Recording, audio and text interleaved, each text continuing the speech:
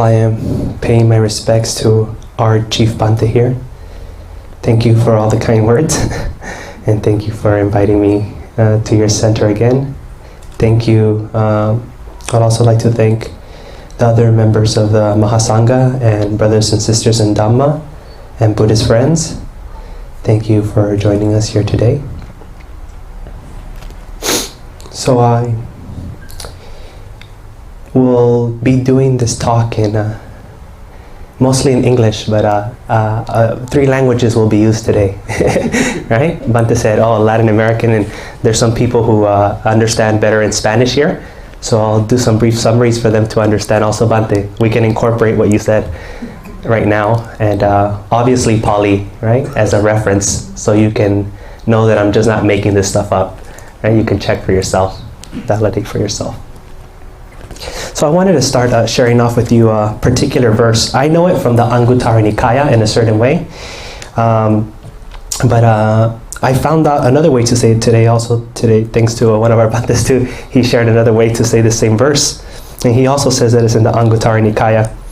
So I will share it with you both ways, and then we'll start the Dhamma talk.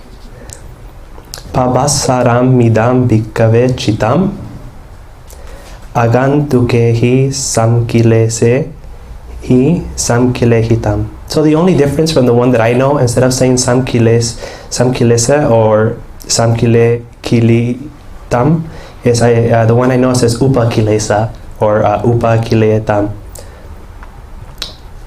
So this is a very important teaching that the Buddha gives us. So what he's saying is that monks, basically the mind is pure. But due to, I like to use upakilesa, like taking in external contaminations, does the mind become defiled. So this is very important for us to recognize. We have to understand that the nature of our minds is pure. Not to think that there's some innate flaw or evil in us or sin in us that we're carrying. The mind is pure like water. So we know it's very difficult to find water in its pure state, even in nature. There's dirt, plants, bugs, everything goes into it. But that doesn't mean that the water cannot be purified. We can purify water, that we all drink purified water now. In a similar way, just because in nature we can't find a pure mind, doesn't mean that we can't purify it. We can purify our mind also. Right? The mind is the most important thing, actually. So if some of you might be familiar with the first verses of the Dhammapada, right? Mano pupangama dhamma, manoseta manomaya. So the mind is the forerunner of all states. Mind made are they. Mind is their chief. Right? We have to remember that. El Buda dijo que la mente en su estado original es puro y solo se contamina debido a las influencias externas. ¿Verdad? Hay que recordarnos que originalmente no somos malos, no somos pecadores. ¿Verdad? La mente es como el agua, ¿verdad? Aunque el agua en la naturaleza nunca se encuentra limpia o pura, porque entra tierra y otras cosas, no significa que no se puede purificar, ¿verdad? Todos tomamos agua purificada. Nosotros podemos purificar el agua y también podemos purificar la mente. Y el Buda también dijo que la mente es el creador de todos los estados, ¿verdad? La mente es lo que manda. Tenemos que entender eso, que la mente es lo más importante y por eso tenemos que cuidarla. So I just wanted to share with you, I wanted to add this to set the tone or the context for the particular sutta that I want to talk about today, which is the Sabha Sabha Sutta. Sabha is all. And Asava is an influence. Or as Bhante Analayo says, influx. Something from the outside coming in. And that's what we learned just earlier, right? With this quote that I shared from you from the Anguttara Nikaya. Upa kilesa. The kilesa is coming from the outside. You're taking it in. So here says the Buddha, there are 3 kinds of influences, or 3 influxes coming in. Kamasava, Bhavasava, Vijasava. Kamasava is sensual influences. Since we wake up in the morning, actually we're following sensual influences all the time. None of us wake up and just eat white rice. Right? You want Dunkin' Donuts, Krispy Kremes, an omelet, Starbucks. Since the moment you wake up, you're chasing that pleasurable experience. Later in the sutta, the Buddha says, the second way to attend or to properly protect yourself from this kind of sensual influence is to guard your senses, the Indriya Samvara. So the Buddha says, this is the Samvara is to restrain or protect or to guard. And he says we need to guard our eye, our ears, our nose, our mouth, our body, and our mind from being taken in from pleasurable experiences, and also running away from experiences that are not so pleasurable. So for most of us, our whole lives are spent pursuing pleasure. We call it happiness, but if we're honest, it's pleasure. And running away from uncomfortable situations. This is happening unconsciously, actually. You're not thinking about it. Even when you're asleep, you're following the pleasure. That's why when you wake up in the morning, you don't wake up in the same position that you fell asleep. Some point during the night, you became uncomfortable. Then you try to find some pleasure even in your sleep. It's happening unconsciously. You don't remember moving. But even when you're unconscious, you're seeking the pleasure. In your dreams, what happens? You dream up a lot of pleasurable things also, right? Even in your dreams. And in your dreams, when there's something frightening, you run away from it too, although it's not real. So unconsciously, you're always in this dichotomy of being influenced by sensuality. So we have to understand this. We have to guard our senses all the time. On a certain occasion, they asked the Buddha, how do you train your monks? How is it that you train the bhikkhus? What is the first thing you tell the bhikkhus that they should learn? Then Bhante, main Bhante, the Buddha, said, I teach my monks Indriya Samvara, to guard their senses, right? To get out of the village, go to some peaceful place, away from the distractions of the city, right? Sit under a nice tree and guard their senses. Be aware of what's going on in their experience. So this is the first step. The first step to protect ourselves from the influences is to protect our senses, to guard our senses all the time, to protect ourselves from influences. El Buda dijo que hay 3 tipos de influencias: la sensualidad, la existencia y la ignorancia. Y todos los días nosotros estamos siguiendo el impulso de buscar experiencias placenteras, ¿verdad? Todo el tiempo. Cuando nos despertamos, no buscamos desayunar solo para sobrevivir, pero para disfrutar del gusto. Todo el día buscando experiencias placenteras, escuchando música, viendo películas, hasta viendo personas guapas, ¿verdad? Ahí andamos buscando por las calles, ¿verdad? Ese chico está muy guapo. Y así andamos todo el tiempo, buscando lo placentero. Hasta cuando estamos inconscientes, dormidos, estamos buscando el placer. Por eso no nos despertamos en la misma posición que nos quedamos dormidos, ¿verdad? Cuando estabas dormido, experimentaste algo desagradable y te acomodaste para estar más agradable. Esto de buscar la sensualidad es un proceso inconsciente que uno ni sabe cómo controlarlo.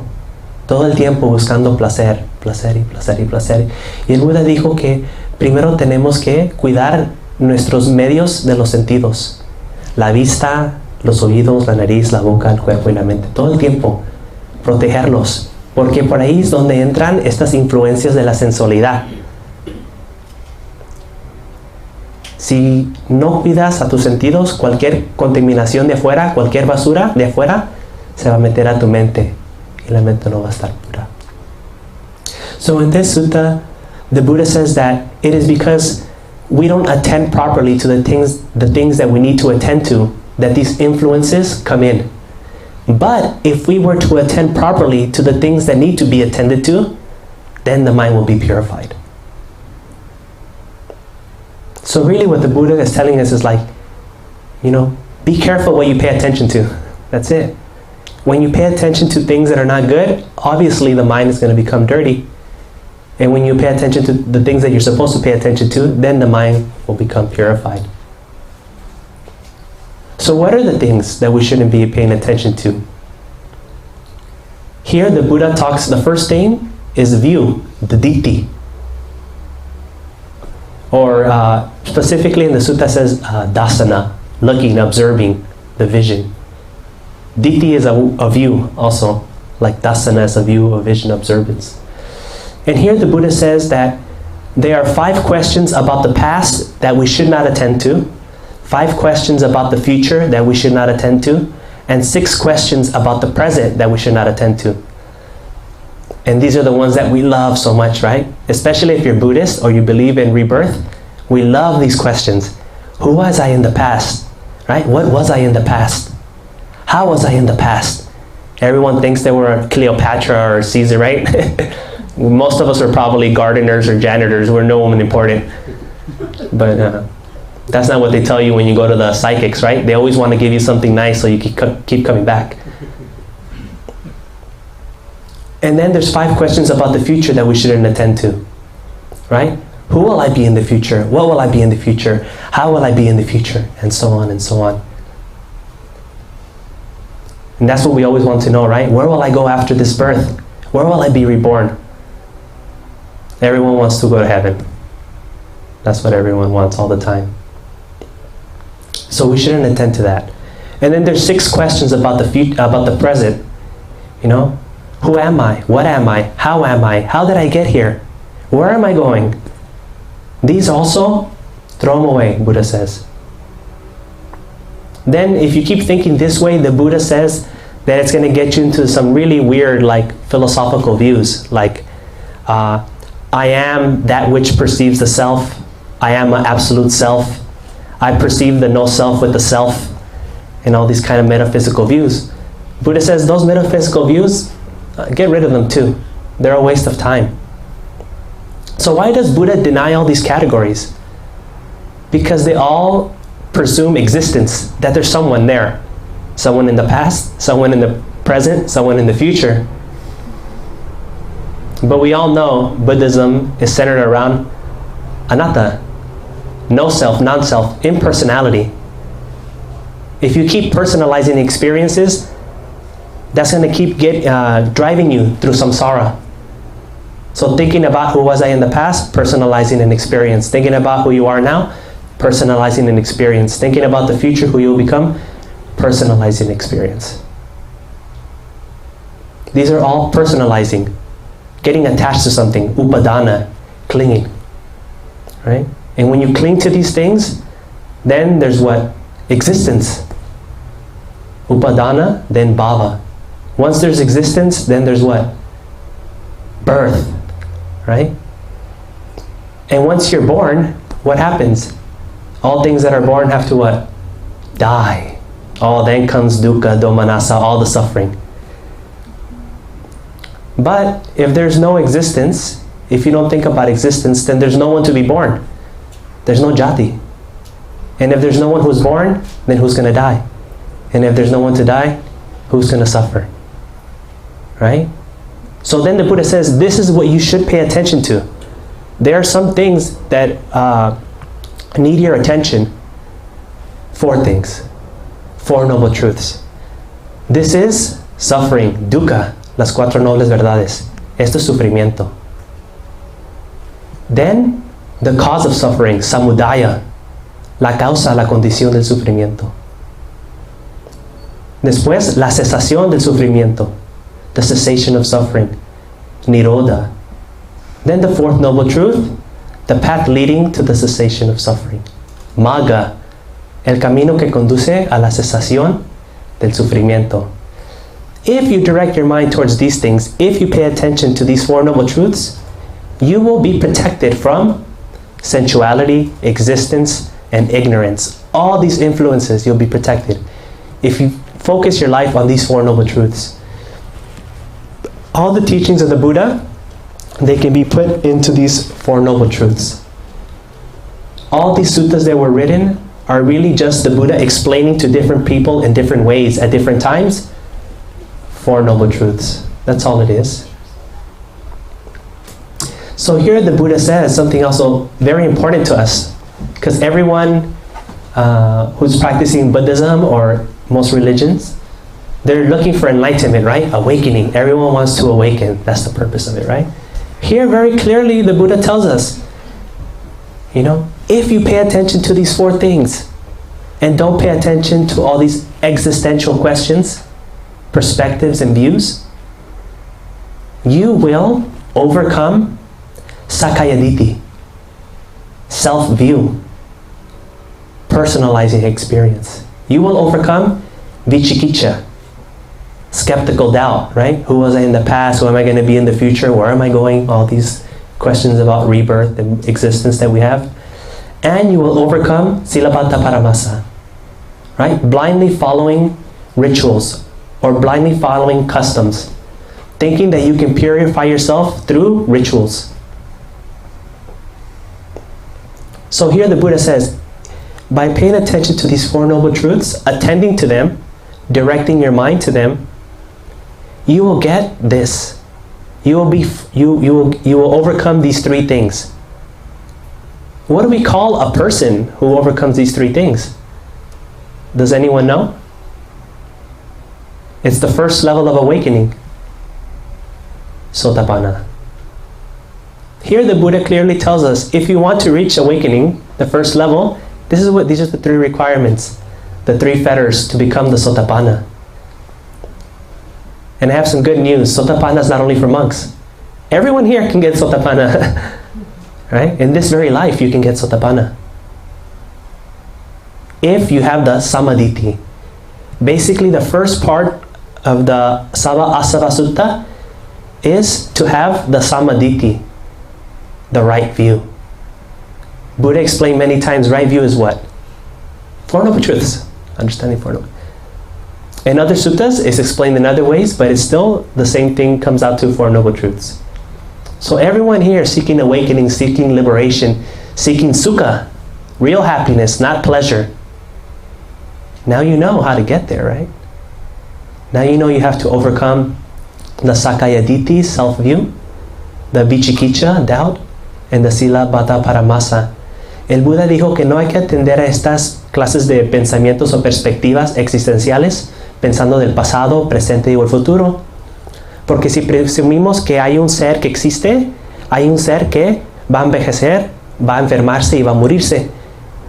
Y cuando pensamos esas cosas nos trae sufrimiento, porque nadie quiere envejecerse, nadie quiere enfermarse, nadie quiere morirse. Pero el Buda dice, si removemos la idea de un ser que está existiendo, nos podemos liberar de todos los sufrimientos que siguen debido a la condición de la existencia. Y esto se hace a través de atender, poner la mente en la dirección de las cuatro nobles verdades. Y a través de realizar estas cuatro nobles verdades, que es la perspectiva armoniosa, la vista correcta, uno puede liberarse de Sakayaditi, que es pensar de un yo, personalizar las experiencias, de Vichikicha, la duda o la confusión, pensando qué voy a hacer en el pasado, quién era en el pasado, quién voy a ser en el futuro, quién era dónde voy a ir en el futuro. Y Silabhata Paramasa es ciegamente practicando las ceremonias y rituales, pensando que en hacer rituales vas a conseguir la liberación o la purificación. Pero la purificación no está allá afuera, está acá adentro, ¿verdad? Y muchos nos queremos despertar, queremos ser iluminados. Y aquí el Buda dice, si atiendes a las cuatro nobles verdades, te puedes proteger de todas las influencias de la sensualidad, de la existencia, de la ignorancia y conseguir el primer nivel de despertar, que es el que entra a la corriente, el Sotapanna. So this sutta goes on to say, first way is by seeing, to protect yourself from the influences. Second one is by restraining. Third one is by using. Then by enduring. After enduring is by avoiding. Then by avoiding is dispelling. After dispelling is by cultivation. So these are the 7 ways you can protect yourself from the influences. I don't have time to go through every single one. I can give a 3-hour Dhamma talk about this. I think 2 weeks ago I gave like an almost 2-hour Dhamma talk on this. But I just wanted to share with you just, these 2 things to remember: how to protect your mind, how to return it to its natural state that it was once. One thing you have to remember is to guard your senses, right? Those are the portals into your mind. So if you protect these portals, you can protect your mind from being contaminated. Just like you keep your door closed from keeping things from the outside coming in the same way, right? But we're not going to close our eyes, close our nose, and close our mouths. That's not what we're doing. What we're going to use is sati, mindfulness. Sati will be the protector of our doors, right? And everyone here, we practiced sati a couple of minutes ago, practicing meditation, anapanasati or satipatthana. So this is the way you can guard your senses. The other one is to not attend to all these speculative views and focus on the 4 Noble Truths. Right? Not only will focusing on the 4 Noble Truths protect you from the influences, but you can get the liberation. And a Sotapanna only has a maximum of 7 human lives. Right? Maximum. We've all been traveling through samsara, countless and countless and countless lives, growing up, right? Learning how to read, learning how to use the bathroom, all this stuff, going to school, breaking up with your girlfriend or boyfriend, getting married, having kids, changing diapers, all of that. You can quit all of that. You don't even like doing it in this life. Imagine doing it for thousands and millions of lives in the past. So you can quit all of that by becoming the Sotapanna. And a Sotapanna is also protected from going to the hells. Right? So no one wants to go to hell. No one likes suffering. So if you want to completely escape from the suffering, please attend properly to the 4 Noble Truths. Please guard your senses. And you can get the liberation in this life. But it's up to you. So now I'd like to leave the floor open for questions about it, if we still have time. We have time. Yes, sir. Muchas gracias por la lectura, muy interesante, profundo el mensaje. Tengo una pregunta muy simple, pero quiero también agregar otra pregunta con respecto a lo que tú mencionabas de la primera manera para empezar a hacerse luminoso o entrar a la luminosidad es entrar en la corriente. Y la segunda pregunta, que era la primera anteriormente, es a través del budismo, ¿cómo interpreta el budismo el hecho de que exista segregación en todo contexto de la palabra? Si podría explicar. Voy a hablar de la segregación primero. Okay. So he asked 2 questions. First one was about segregation, right? How does Buddhism explain segregation? So actually the Buddha in many suttas, he talks about why there's differences in beings. There's differences in beings according to their actions in the past. So beings are their actions from the past, the Buddha says. Los seres son los resultados de sus acciones del pasado. ¿Verdad? Este cuerpo es resultado de las acciones del pasado. This body is the past karma. Right? So that's why we see some differences, because due to previous karma.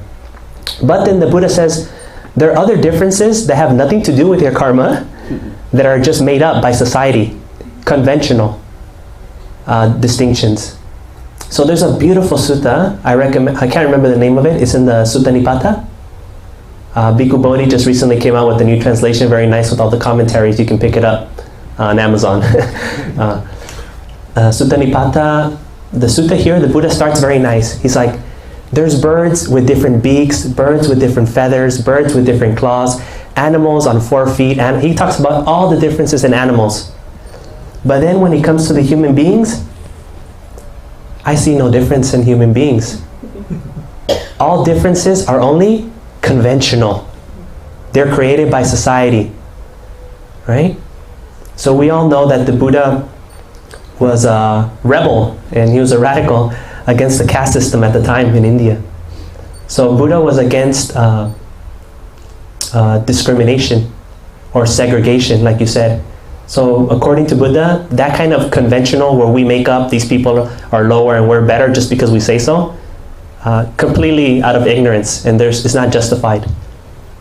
But the state that we find ourselves in now, the differences that we see between us and others right now, maybe like you said, your intelligence or how handsome you are, things like that, is because of your previous actions in the past.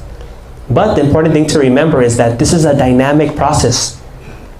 It's not set in stone, right? It's not fate. You can always intervene now. So if you don't like what you're experiencing right now, you can change it, right? You can change it.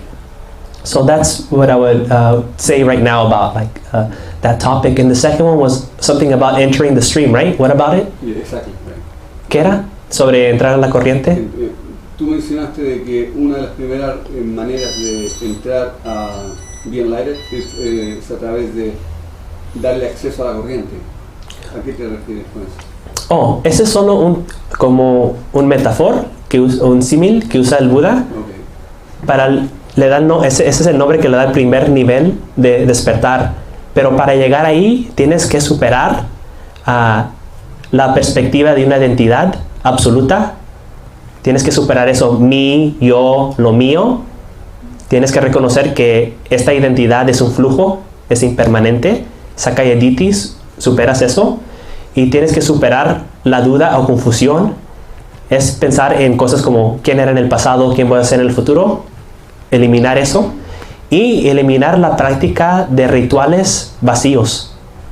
Pensando que a través de hacer una ceremonia o un ritual te vas a liberar.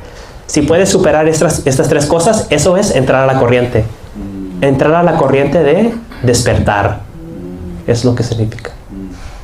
Okay. Yes. Can you elaborate on the four noble truths? Okay. So, Prince Siddhartha, while meditating under the Bodhi tree, the Keanu Reeves movie is pretty good about it too, right? Like, it's very nice how he explains it. I think we can do better, but that's for another day. So he's tempted. He's attacked by all these mental contaminations, right? But he doesn't give into it. He doesn't give into all the external influences. And then he goes into the jhanas, absorptions, immersions, ecstasies. This is what they call the trance meditations, right? I'm just trying to give it different names depending on which definition you use. So he goes through all the jhanas. Then he goes through the ayatanas or arupa jhanas. Then he gets to a special level, which usually people know as the ninth jhana. Then he goes down 8, 7, 6, 5, 4, 3, 2, 1. 1, 2, 3, 4. Oh, I'm starting to get it now. I know what's happening here. Then Prince Siddhartha sees all his previous past lives. In the past I did this and I became this. In this life I did this and I became this. In that life I did this and I became this. Then he got a second knowledge. He saw beings passing away and being reborn. Like a person coming in that door and leaving. In the same way, he saw beings passing away, being reborn. And he saw that they were reborn according to their actions. Then the third knowledge he got was the knowledge of the Four Noble Truths. Right? There is suffering in the world. This suffering is caused by tanha, usually translated as craving. But if we look at the Sanskrit version, like trishna, thirst, I like it because it really gives you a sense of like it's an unconscious impulse that's happening. And then the third noble truth is that don't worry about it. You know, you don't have to suffer. There is the cessation of suffering. You can get rid of suffering. You don't have to suffer. So sometimes there's like some miscommunication about what Buddhism is. Everything is suffering, right? There is suffering and you can escape it. We have to remember that the Buddha says there's suffering for you to be aware of the problem and then create the conditions to overcome the problem. Because if you don't acknowledge the problem, how can you deal with it, right? That's like when you go to the AA meetings, the first step in Alcoholics Anonymous is to be aware that you're an alcoholic, right? So it's kind of like the same thing going on here. And then the fourth noble truth is the noble eightfold path. 8 steps, 8 conditions that you can create in your life to remove the thirst, the tanha, the craving. And when you remove the source of suffering, which is the craving, then you're free. That's the nirodha, nirvana, awakening. So I don't want to go too much into the Four Noble Truths right now, but that's a very concise way with a little bit of story to think about the Four Noble Truths. Mm-hmm.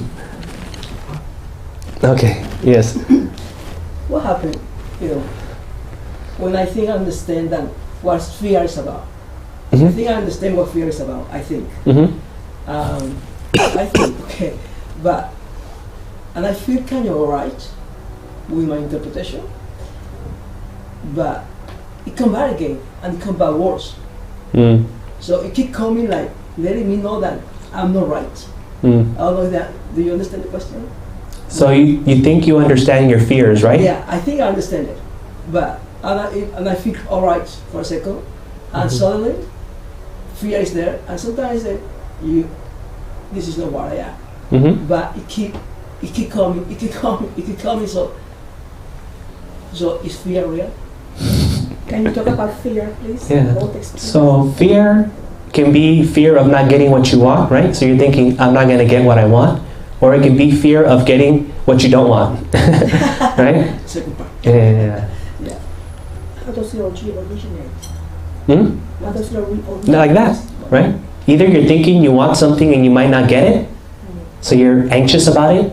Is it going to happen? Is it not going to happen? Or am I going to get it? Or you're thinking you're going to get something that you don't want, right? Like a kid who does some naughty thing and then he's thinking, oh, my parents are going to hit me. And then he has the fear.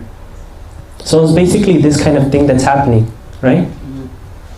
But I don't want to completely dismiss fear, because sometimes it can be appropriate in the situation, right? If there's like a dog chasing you or something, or someone with a gun chasing you, the fear can be appropriate. But if you're just sitting at home and like you get anxiety, then you have to start really looking inside and seeing, what are the conditions for this anxiety to arise? And we have to kind of be careful not to fall into the trap of pointing fingers outside. It's because of my neighbor that I have fear. Oh, because of the government that I have fear. Yeah, that's a condition, but look inside, right? It's that responsibility. It's Yeah, not somebody else's responsibility. Because I can't read your mind. Everyone's individual. So what I would suggest is just really investigate the conditions that cause for you to be scared, right? You can even look at your body. What is the first thing that happens? What are the physical indicators? Maybe some tension in the body, right? Maybe your heart starts beating fast. Just monitor your body. You can practice the Kaya Nupassana, observing the body. Then you can practice Vedana Nupassana, observing the feelings. You can practice the Chitta Nupassana, observing the state of your mind, right? Fearful. And then you can practice the Dhamma Nupassana, looking at anxiety and worry. That's one of the 5 hindrances. So just really being introspective, because usually we're extrospective. We're looking outside all the time. And we do have to look outside. There's real problems outside. But we should also dedicate 50% of that time looking inside and seeing, what is it that triggers me? How am I being triggered, Is it a rational or irrational response that I'm giving to the situation? Because there's infinite reasons why we can worry, but most of them will never happen, right? So we shouldn't worry about them. So I can't give you just like an answer that's going to solve all your problems. It's some work that you need to do yourself. Yeah. All I can tell you is these kind of techniques for you to dig and find, what are the conditions that make you fearful. Thank you. Thank you very much. Yes. It helps. Okay. No, thank you. I just have a practical question. How to deal with the social media and computer and all these type of things, which creates a lot of craving and also a certain amount of addiction, and also with my life, communication, many areas. But I tell myself I'm kind of dependent on it, but then before I didn't miss it, before it ever existed, like computer or cell phone. Mhm. But now, I'm so addicted to using it. Mm. So how do you, is there any kind of Buddhist way to limit it or to use it in a better way? Yeah, so during the time of the Buddha, in the suttas, when we read the suttas, they say there's how many maras? 5 maras, Bhante? How many maras did they say there is? Maratangha, Maradeva? 10 maras, right? But now we have 11 maras. The internet mara is the new one, so be careful. So actually in this Sabbasava Sutta, all the influences, the Buddha gives you all the tools you need right there. You can use not paying attention to all the stuff on the internet and paying attention to the Four Noble Truths. You can use guarding your senses, right? Protecting your eyes from the images that are coming out, from the sounds that are coming out. Reframing from, spending too much time on there. And then also the Buddha says that we have to properly use the things that we use. He's talking to the monks. Monks, you have to properly use your clothing. You have to properly use your food, properly use your house, properly use medicine. Don't overindulge in these things. Only what you need to survive. So the internet is a great tool, right? We have GPS, we have all these great technologies that help us.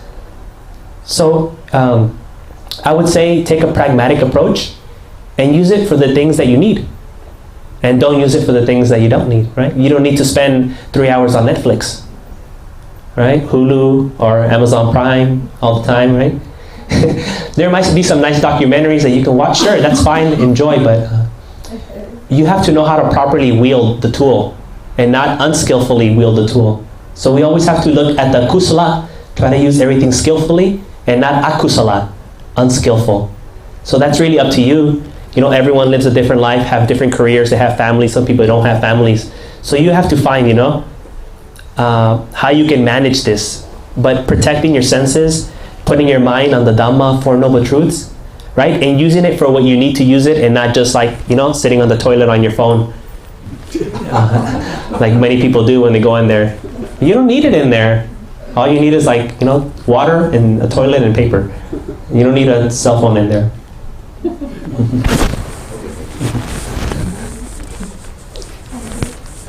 Yes. It's a great talk, first of all. And I missed out on the third external influence. The first one was sensuality, the second ignorance, and Oh, you're missing existence.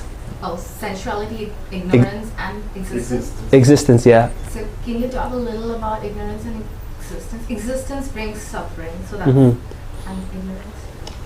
So ignorance, Buddha explains many different ways, but usually it's ignorance of the Four Noble Truths. Okay. So not knowing the Four Noble Truths, not having the harmonious perspective, the right view, that's the ignorance. So you don't understand that everything that arises due to the presence of the necessary conditions, conditionality, paticca samuppada. So if we look at the Four Noble Truths, we actually see the teachings of conditionality there, right? So suffering is conditioned by tanha, craving. And liberation is conditioned by the Eightfold Noble Path, right? And if you remove one condition from suffering, then you get the freedom from suffering. So it all works like that. So it's really about conditionality. So you understanding conditionality, understanding Four Noble Truths, this is the counter to the ignorance.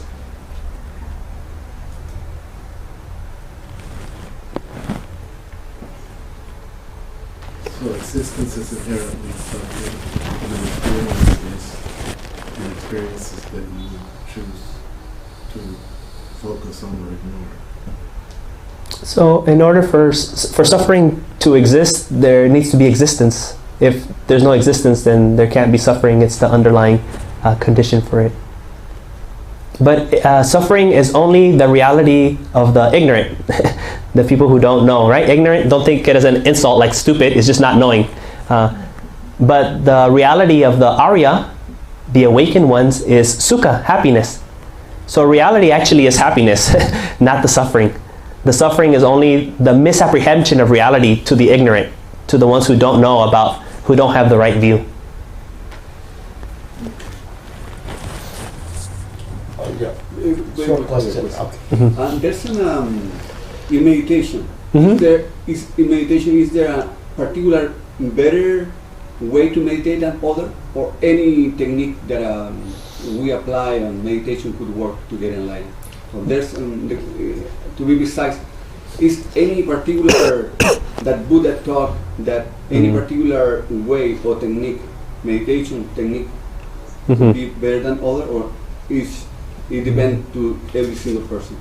Well, the Buddha did give different techniques for different people at different times, depending if they had too much anger or sensuality or other things. But they asked the Buddha one time, other monks are practicing, other groups are practicing Brahma Viharas.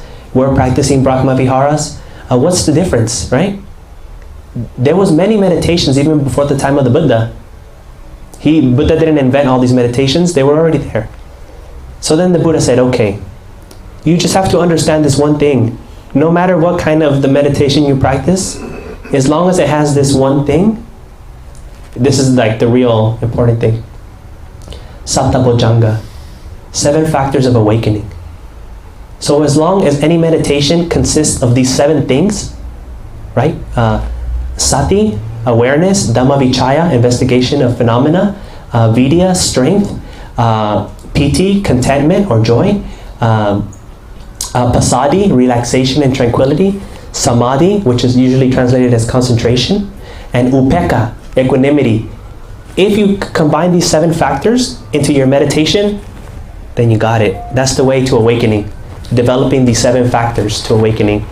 Brahma Vihara, Satipatthana, Vipassana, whatever you want to call it. People, everyone's branding their own kind of meditation to make money off of it or become popular. So don't worry about the name brand.